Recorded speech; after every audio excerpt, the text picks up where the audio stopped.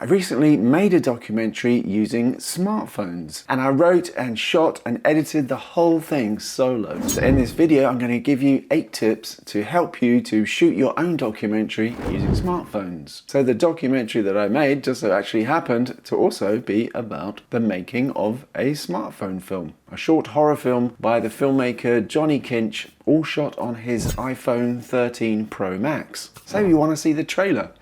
Well, I thought you might. So, here it is. Johnny Kinch here. But all during the lockdown, I was full-on alcoholic. I was drinking 3 bottles of strong red wine every night. Sorry.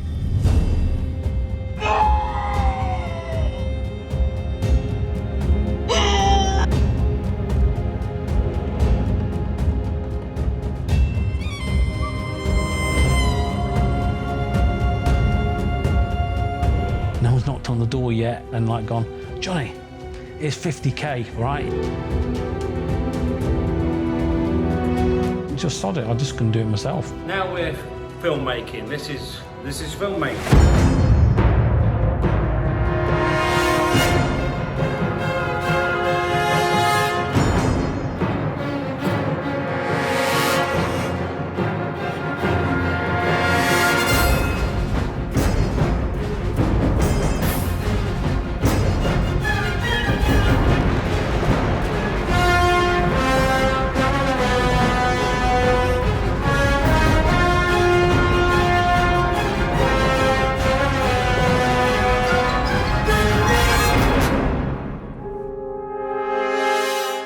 We need to put a headphone jack in, Dave. This is where the cat hits the fan.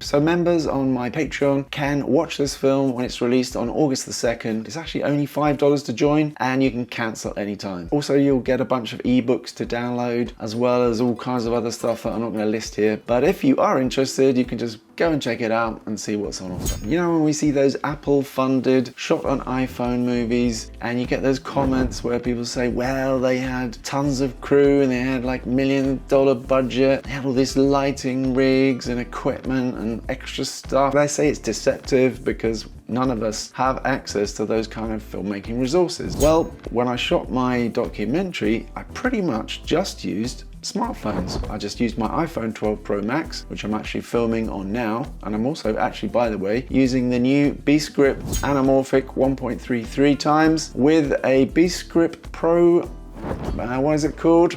BEASTGRIP Black Mist diffusion filter, which they sent to me to try out. So probably in the future, I'm going to make a video about this lens. So I use the iPhone mostly for the behind the scenes footage of the making of the short film, but I use my Samsung for the train footage. So for example, this shot where I'm looking out the window and it looks like I'm deep in thought about something important. I'm actually holding my smartphone against the back of the seat in front of me and trying to look like I'm just looking out the window naturally. But actually I'm thinking, I hope that I'm framing this well and that I'm going to get enough footage that's going to be useful for the edit later. So that just shows you how simple it is to shoot with a smartphone.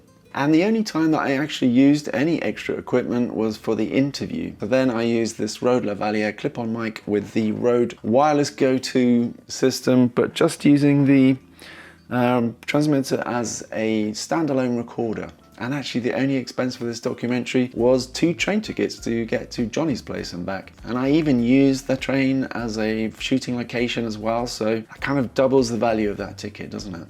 So here's my 8 tips for shooting a documentary using smartphones. And make sure that you keep checking your footage. So when I first arrived at Johnny's place, I just started filming with the iPhone 12 Pro Max and the native camera app because I thought it would be easier and quicker. But when I started checking the footage, we were in this kind of low light situation in the attic, and I could see that even though I was pulling the exposure down on the iPhone, that I was getting quite a bit of noise in the darker areas. So because I was checking the footage as I was going along, I was able to react to that situation. I could see that I wasn't really getting the best quality, and I was able to take a different strategy. That saved me wasting all that time shooting footage that probably wasn't going to be the best quality. So I recommend that you don't just blindly film all day and then only at the end of the day check your footage to see how good it looks. Make sure to check it as you're going along so that you can reassure yourself that you're getting good stuff. So how did I fix this problem with the extra noise in the shadows? Well, I used a camera app. I quickly booted up Filmic Pro and I used the manual controls to bring down the ISO as far as I could. And even though I'm getting roughly the same kind of exposure, you can see that with Filmic Pro, I'm getting much less noise in the shadows. So if you're filming, especially with an iPhone, and it's low light conditions, then really think about using a camera app like Filmic Pro or whatever you prefer to bring down the ISO and make sure that you're not getting too much noise. But actually, once we were filming outside, I went back to using the native camera app. And that's because I believe that using the native camera app gives you a better dynamic range for these bright conditions. But whatever app you use, you're probably going to want to think about locking exposure. Now the thing is, I didn't always lock exposure. So that comes to my third tip, which is that you need to balance spontaneity with control over the video. So most camera tutorials will tell you that to shoot the best quality video, you really need to lock your exposure, white balance, and focus before you start filming. But the problem is, while you're busy navigating all those manual controls and making sure that your ISO is correct and your focus is correct and your white balance is correct, you could be missing something that's happening, because when you're filming a documentary, and you don't always have this luxury to say, wait, everybody, stop having that argument or stop doing that crazy thing that will be really fun to film because I just need to set my ISO.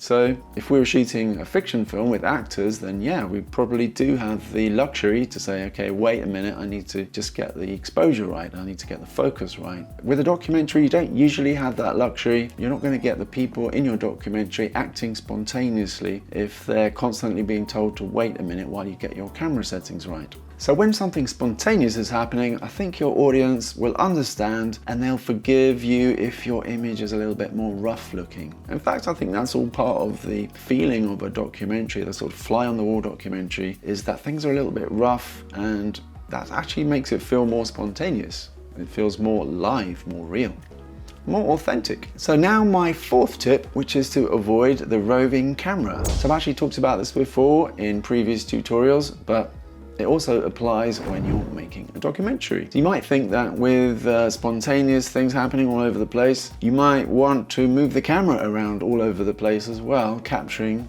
and following the action. The problem is that you're probably going to end up with the camera moving around crazily, and the audience is going to get, motion sickness, and we're going to get confused about what they're supposed to be looking at. At least for my documentary, I found that I just kept the camera as still as I possibly could. You need to decide what is the most important thing that's happening at this moment. Just stay on that for 5, 10, 20 seconds, and then maybe add in a little movement. The most important thing is that you're like a sort of passive watcher.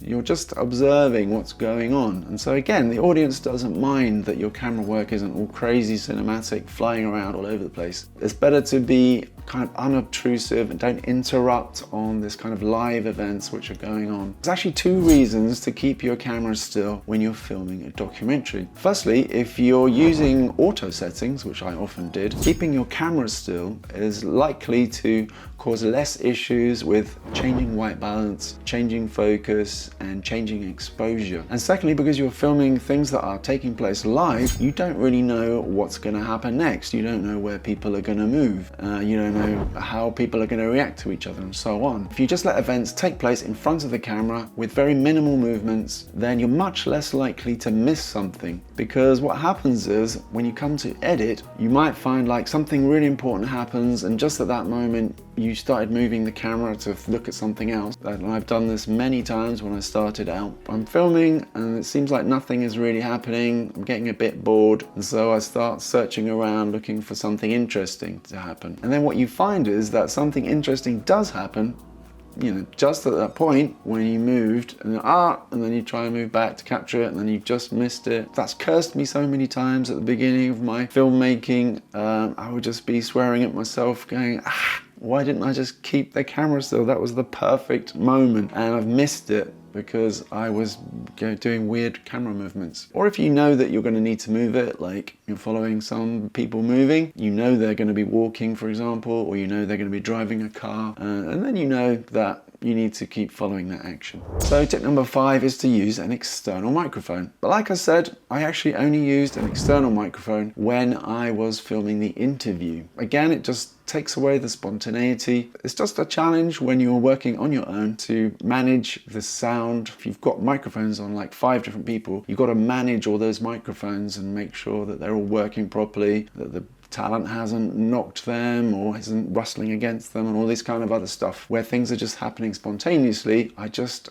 stuck to using the inbuilt microphones on the smartphones, especially in these top of the range devices. They're very good microphones, and especially if you get close enough, the voice will probably come out good enough. So these kind of angles, you see, what I've been trying to get is, because the stair is, the house is 750 years old, it's higgledy-piggledy anyway, but I'm wanting to create this kind of Alice in Wonderland. So my tip number 6 is to log all your footage. So when you've shot everything and you come to edit your footage, you're gonna have tons and tons of footage, which means you've got a lot to sift through. Probably gonna be using a very low percentage of all that material. You just want to pick out the key moments. So for example, when Johnny did his interview, it came out over an hour long, and there's no way that I'm going to remember exactly what he said and when he said it. So I just went through it. On Adobe Premiere Pro, you can add markers, and I think you can probably do this on most editing programs, and then these markers have a time code. So I would then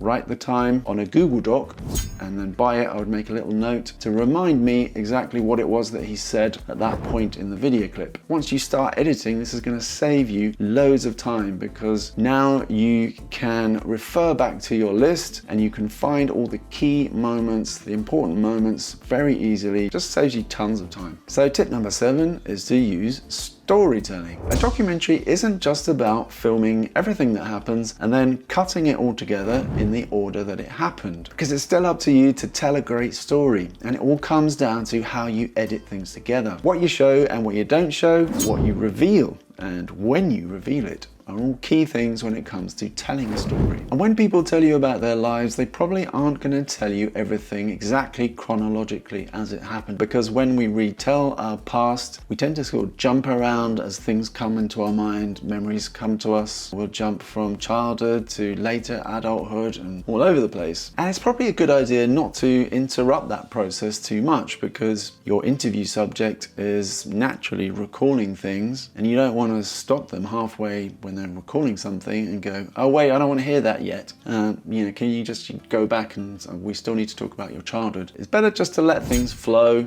let them recall this moment. It's probably an important moment to them. That's why it's at the front of their minds. So when you edit, now you can rearrange things how you want them. So that's another reason why logging all your footage is really important, because then you can really work on the structure of the story that you're telling. You can decide when you need to reveal certain things and when you need to keep things until later. You don't need to force the person being interviewed to fit into your storytelling. You can just get them to tell you everything, and when you come to editing, just put it in the order that you think tells the story in the best, most gripping, most revealing way. So my tip number 8 is to make sure that you get some B-roll. So apart from filming all the stuff that's going on, make sure that you get some B-roll shots as well. So when I say B-roll, I mean stuff that's going on aside from the main action, because these B-roll shots really help you out when you come to editing, because they just give you somewhere to cut to, and they also help you to have more variety of shots in your final video, which is really gonna make your video more watchable, and it will make your final video much more appealing to an audience. For example, the stuff that I filmed on the train to Johnny's place, because I got these shots looking out of the window, and I got a shot walking along the platform. Again, I just used this phone, holding it in my hand, no gimbals, no tripods, no lenses, nothing. And these shots were really useful to place under a voiceover that I'd written. So I just asked Johnny if I could come and film some behind the scenes footage for Hobgoblin, and he agreed. I had no plan other than that, and took nothing with me to film other than my iPhone, and I had to get a train to Johnny's place where they would be filming. By coincidence, this was actually the same train that I'd taken to visit my dad. when he was in the care home, and he died only a few weeks before. It was a strange feeling being on that train, knowing that I wouldn't be going to visit him again. But what I was to discover was that the journey Johnny had taken on his way to make Hobgoblin was as dramatic as the movie itself.